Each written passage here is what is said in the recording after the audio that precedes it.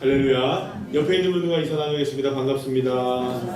네, 감사합니다. 오늘은 민수기 25장 1절부터 18절까지의 말씀을 가지고 하나님을 위해 질투하라. 시작. 하나님을 위해 질투하라. 이런 제목을 가지고 함께 은혜를 나누려고 합니다. 여기서 말하는 이 질투라는 말은요, 단지 그냥 어떤 것에 대해서 질투하는 마음이 아니라 여기서 말하는 이 질투심이라는 것은 결국에 무엇을 얘기하냐면 열정적으로 어떤 것에 대해서 열정을 가지고 있다라는 의미입니다. 그러니까 많은 열정을 가지고 있고 또 그 어떤 대상에 대해서 정말 마음을 다하는 열정을 가지고 있을 때 그것을 향해서 뭐라고 얘기를 하냐면 질투한다, 이런 표현으로 성경은 이야기하고 있는 겁니다. 그러니까 여러분 잘 보세요. 하나님을 위해 질투하라 라고 합니다. 따라 시작. 하나님을 위하여 질투하라. 그러면 하나님을 위해 질투하라는 말은 하나님을 위해서 뭘 가지라는 말입니까? 열정을 가져라 라는 말이에요. 그런데 이 말이 왜 나왔느냐? 하나님께서 비느하스를 향해서 축복하시면서 비느하스에게 영원한 언약을 맺으십니다. 평화의 언약. 따라합시다. 평화의 언약. 우리 모두는 평화를 다 원합니다. 그죠? 예, 지금 나라가 굉장히 지금 혼란스럽죠. 사실은 이게 일본과의 그 경제적인 문제도 그렇지만 이것을 통해서 나라가 혼란스러워지고 또 지금 북한도 계속해서 또 로켓을 발사하고 미사일을 발사하고 있고 하나 이렇게 좋아지는 게 하나도 없는 것 같아 느낌이 들어요. 뭔가 이렇게 좀 혼란스럽습니다. 뭔가가 혼란스러워요. 그러니까 사실 이렇게 혼란스러울 때 누구나 다 원하는 건 뭐냐면 사실 이렇게 평화를 원하죠. 그래서 사실은 여러분 샬롬이라고 합니다. 시작. 샬롬. 이 샬롬이 뭡니까? 평화라는 말입니다. 그러니까 평화의 하나님, 샬롬의 하나님. 그래서 여러분들 그 멜기세덱이 영원한 제사장이 되어서 그게 왕이 오셔서 이제 아브라함이 처음 딱 왔을 때 그 전쟁에서 승리하고 올 때 살렘의 왕 멜기세덱이 나와서 이렇게 영접하면서 아브라함이 그에게 예물을 드리잖아요. 그때 살렘이라는 말이 무슨 말입니까? 평화.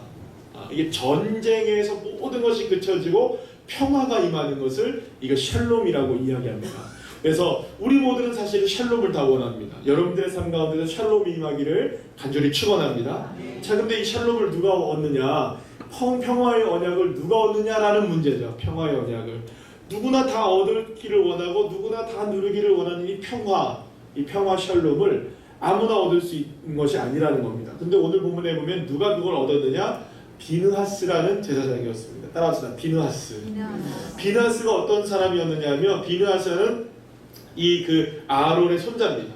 그래서 엘르아살의 아들이고요. 그래서 이제 이 비느하스가 제사장으로 있을 때에 이 어떤 사건이 일어나게 되냐면 이 죄악을 처단해야 될 만한 사건이 일어나게 되었던 것이죠. 이 사건에 대해서 잠깐만 여러분들의 설명을 이미 다 나누셨겠지만 제가 잠깐 설명을 드리면, 하나님께서는 이 발락과 발람의 사건을 통하여서 늘 언제나 하나님이 이스라엘을 보호해 주셨습니다. 그런데 하나님이 보호해 주시고 있는 상황, 아무리 저주를 하려고 해도 저주가 되지 않는 그 상황 속에서 이스라엘 백성들이 정말 은혜 가운데 보호함을 받고 있었는데, 세상에 그 안에서 이스라엘 백성들이 음행을 저지르고 우상을 섬기는 일이 벌어졌던 겁니다. 모함 여인들의 아름다움에 빠지고 또 거기 그들이 섬기고 있었던 바알에게 자신들이 절하고 그러면서 우상을 섬기게 되면서 이스라엘 백성들을 향한 하나님의 저주함을 막고 있는 상황에서 그런 일을 벌이니까 얼마나 어이가 없는 일이 일어난 겁니까? 하나님이 진노를 하셨죠. 내가 너희들을 그토록 사랑하고 내가 너희들을 그토록 축복하고 내가 너희들을 그토록 은혜를 베풀어주고 모든 것들의 저주에서 내가 지금 너희들을 해방시키고 있는데 너희들은 네 안에서 지금 죄를 저지르고 하나님을 향하여서 범죄를 하고 우상을 섬기고 음행을 하고 이런 끔찍한 죄들을 저지르느냐 해서 하나님이 진노를 하시게 되었고 이스라엘에게 질병을 내리셔서 징계를 하시게 됩니다. 그 가운데 그 죄를 졌던 수많은 이 사람들을 처단하게 되어지죠. 그래서 이제 24,000명이라는 사람들이 여러분들 끔찍하게 질병으로 죽어가고 있는 그때, 이 정도면 여러분 이스라엘 백성들이 오늘 본문에서도 말하지만 다 하나님 여호와 앞에 나서 울면서 있을 때, 그때에 어떤 사람 한 사람이 있었습니다. 이름이 이제 나중에 밝혀졌죠. 시므리라는 사람이 있었는데 이 시므온의 자손이었습니다. 지도자급 사람이었습니다. 근데 시므리라는 사람이 어떤 죄악을 저지르게 됐냐면 미디안 여인을 영내로 끌고 들어와서 그 여인과 이 이방 여인과 그 어마어마한 지금 죄악으로 인하여 징계를 받고 있는 그때에 죄를 저지르게 됐던 거예요. 그것을 목격한 사람이 그 여인을 잡아왔고 그 여인과 함께 행음했던 이 시므리를 어떻게 해야 되느냐. 모든 사람들이 이거 완전 정말 어이없는 사건이 또 일어난 겁니다. 어이없는데 또 어이가 없는 사건이 일어난 거예요. 진짜 정말로 말도 안 되는 일이 일어난 거죠. 그런데 그 상황 속에서 이제 누가 분연하게 딱 일어납니다. 일어난 사람이 누구였습니까? 바로 비느하스였던 것이죠. 비느하스.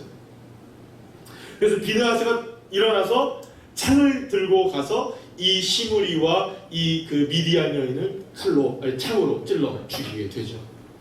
그때 하나님이 이 비느하스를 칭찬하시고 비느하스에게 샬롬의 언약을 맺으십니다.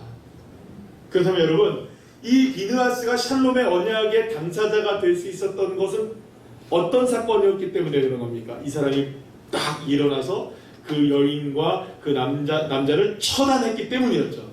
그때의 그 사건을 두고 하나님은 여호와의 질투심으로 비느하스가 질투하였다.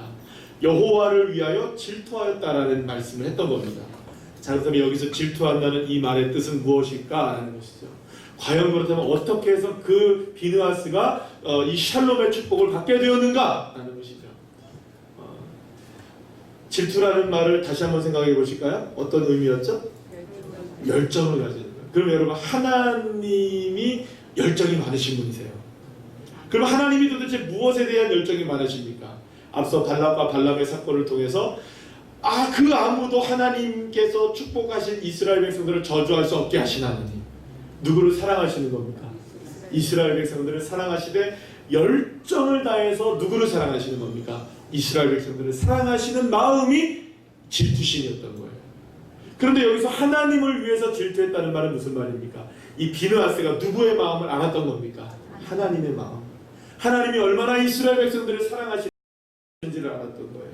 그리고 그 사랑 때문에 일어나게 되었던 것이죠.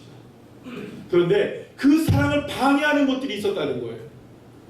그 사랑을 방해하는 것이 무엇이었습니까? 죄의 문제였던 것이죠.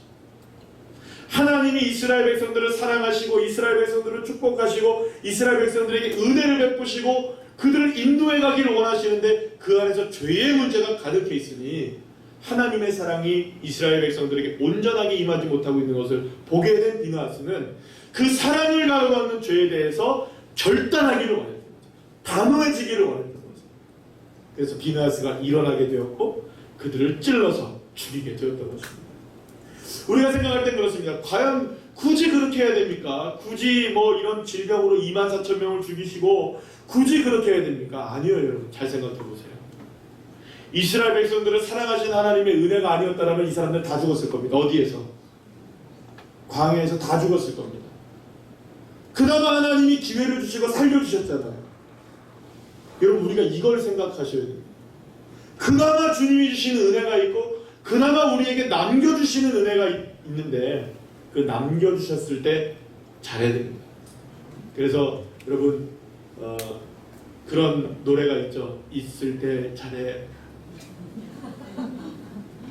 있을 때 잘해. 이런 노래 있습니까 없습니까? 주님도 그 똑같은 마음이세요. 기회를 줬을 때 잘하셔야 됩니다.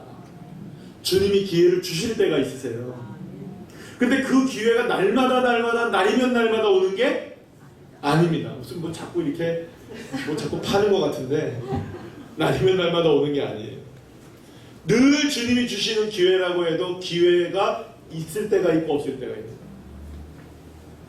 여러분, 주님께서 왜 이스라엘 백성들을 그토록 사랑하시면서 기회를 계속 주고 있을까요?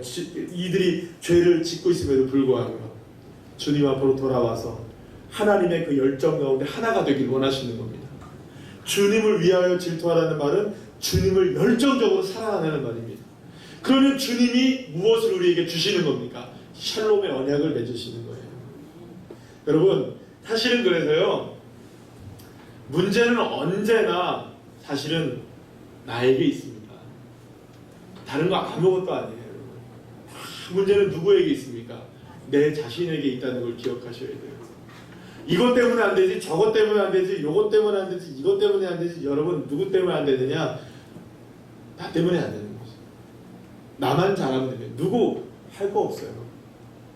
여러분, 우리가 지금 청년들이 이번에 이제 우리 그 수련회에서 여기저기 이제 다니면서 이제 저희들 미션을 수행했어요.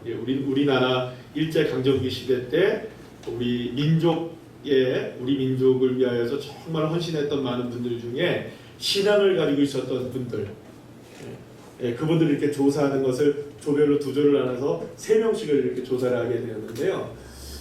그분들 중에서 신석구 목사님이라는 분이 계십니다. 따라합시다. 신석구 목사님. 신석구 목사님 누가 발표했죠? 박주혜 자매가 발표해서 너무 잘 알 거예요. 근데 이 신석구 목사님이라는 분이 계시는데, 이 신석구 목사님은 민족 33명 대표자 중에 33명 중에 한 분이십니다. 근데 이분이 믿음을 가지고 하나님 앞에 열심으로 하시다가 이분이 목회에 대해서 최선을 다하세요. 근데 이 목회를 대해서 최선을 다하시면서 그가 하시는 말이 뭐냐면 이런 말을 해요. 나 한 사람이 주님 앞에 회개하고 나 한 사람이 온전하게 그리스도인이 되어지면 우리 민족이 변화될 것이다. 떠들 거 없어요, 여러분. 누가 누구 이 사람 잘해야 돼, 저 사람 잘해야 돼, 대통령 잘해야 돼, 뭐가 잘해야 돼요, 뭐가 잘해야 돼. 이거 아무런